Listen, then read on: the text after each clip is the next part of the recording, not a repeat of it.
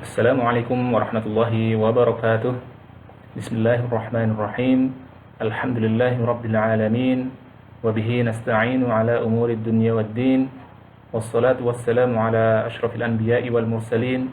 Nabiyina wa sayyidina wa habibina wa qurrati a'yunina Muhammadin sallallahu alaihi wasallam wa ala alihi wa ashabihi wa man tabi'ahum bi ihsanin ila yaumiddin.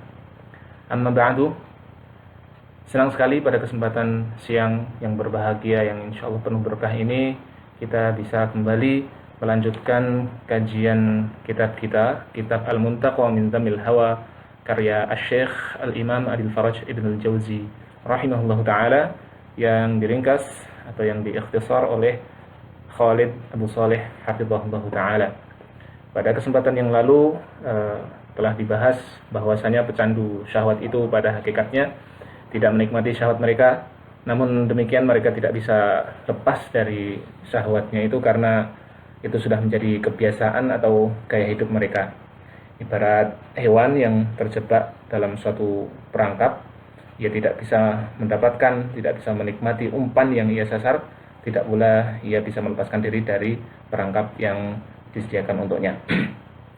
Maka pada kesempatan hari ini insya Allah kita akan membahas 7 hal. Kita akan baca dari kitab tersebut, dari kitab ini 7 hal yang bisa membantu kita untuk sabar dalam bermujahadah, dalam melawan dan mengalahkan nafsu atau syahwat kita. Qala al-mu'allif rahimahullah ta'ala, fa in qala qa'il fa kaifa yatakhallasu min hadha wa qad nashaba fihi wa qad nushiba fihi. Bagaimana jika ada orang bertanya, terus bagaimana cara melepaskan diri orang yang sudah terikat, sudah terkait dirinya dengan hawa nafsunya tersebut? Qila lahu bil azmil qawi fi hujrani ma yu'ti. Solusinya adalah dengan cara berazam atau dengan tekad yang kuat untuk meninggalkan segala sesuatu yang menjerumuskan orang tersebut kepada hawa nafsunya atau terhadap syahwatnya tersebut. Wa tadarruj fi tarki ma yu'manu wa tadarruj fi tarki ma la yu'manu adahu.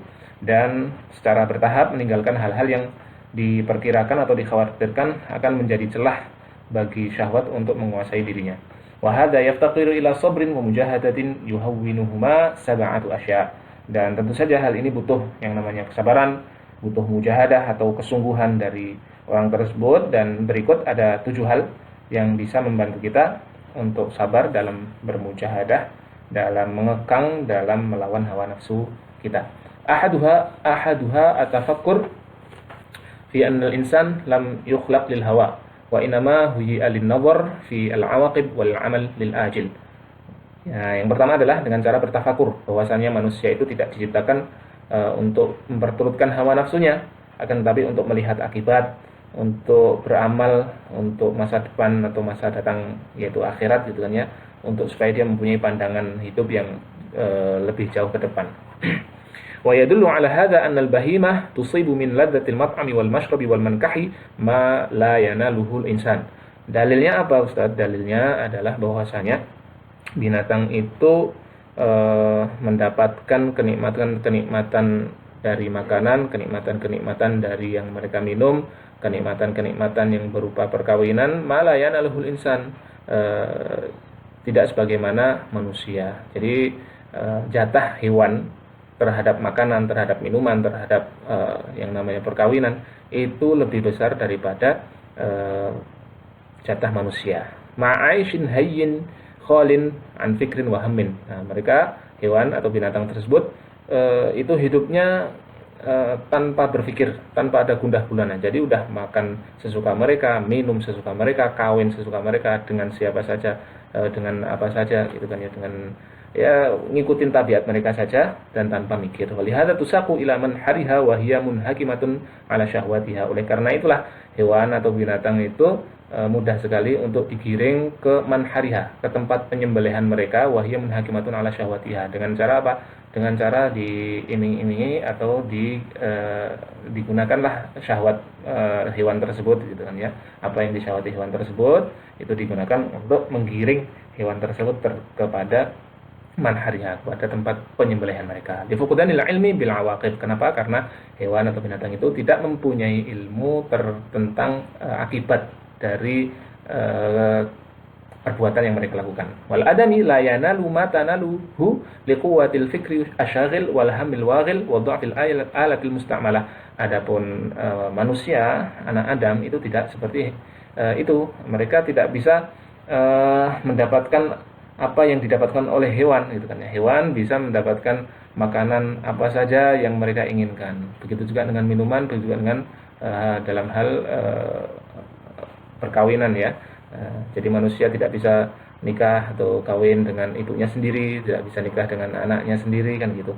Tidak bisa makan harta milik orang lain dan lain-lain dan lain-lain. Kenapa? Karena manusia mempunyai al-fikr syagil wal haml al-waghil. Jadi sudah otomatis otaknya melarang hal tersebut.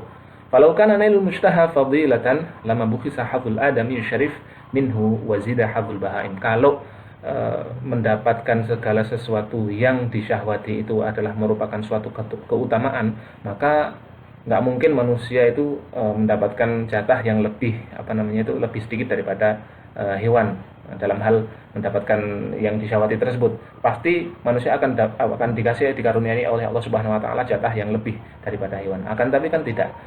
Kenyataannya kan tidak demikian. Fi tawfiri hadzil adami minal aqli wa bakhsi hadzih minal hawa ma yakfi fi fadli hadza wa dhammi dzalika. Manusia itu dilebihkan yang lebih dari manusia daripada sesuatu yang dikaruniakan kepada manusia oleh Allah Subhanahu wa taala yang tidak dikaruniakan kepada hewan itu adalah akal, gitu kan ya. Maka dan sebaliknya sesuatu yang dikaruniakan kepada hewan yang lebih besar daripada yang dikaruniakan kepada manusia adalah hawa nafsu. Jadi hawa nafsu hewan lebih besar, akan tapi manusia dikasih akal sedangkan hewan tidak. Maka dari sini kita bisa disimpulkan bahwasanya ya manusia itu keutamaannya ada di akal, bukan dalam memperturutkan hawa nafsu. Wa hadza ma yakfi fi fadli hadza wa dhammi dzalika. Dan ini cukup untuk kita katakan bahwasanya akal itu mempunyai keutamaan dan hawa nafsu itu tercela. Itu yang pertama, yaitu berpikir atau bertafakur bahwasanya manusia itu tidak diciptakan untuk menuruti hawa nafsunya. Kemudian yang kedua, atsani an yufakkira fi awaqibil hawa. Hendaknya manusia, orang itu memikirkan bahwasanya hawa nafsu itu mempunyai atau syahwat itu mempunyai akibat-akibat. Nah, jadi memperturutkan hawa nafsu itu akan mengundang suatu akibat. Segala sesuatu itu pasti ada akibatnya. Nah, apa akibat dari memperturutkan hawa nafsu? Fakam qad afata fadilatan wa kam qad awqa'a fi radilatin. Kam qad afata min fadilatin wa kam qad awqa'a min radilatin. Sudah berapa banyak orang itu kehilangan yang namanya keutamaan. Sudah berapa banyak orang itu terjerumus ke dalam kehinaan gara-gara memperturutkan hawa nafsu mereka. Wa kam min mat'amin qad awqa'a fi maradin. Berapa banyak orang itu sakit gara-gara makanan yang ia makan. Wa kam min zallatin aw jabat inkisar jahin wa qubha dzikrin ma'a ismin. Berapa banyak kedudukan orang itu hancur, berapa banyak nama seseorang itu jadi jelek, jadi hancur gitu kan ya. Gara-gara apa? Gara-gara zallatin, gara-gara keterpelesetannya dalam melakukan suatu kesalahan yang disebabkan oleh memperturutkan hawa nafsu tersebut. Akibatnya inkisar jahin wa qubha dzikrin, namanya jadi buruk dan kedudukannya pun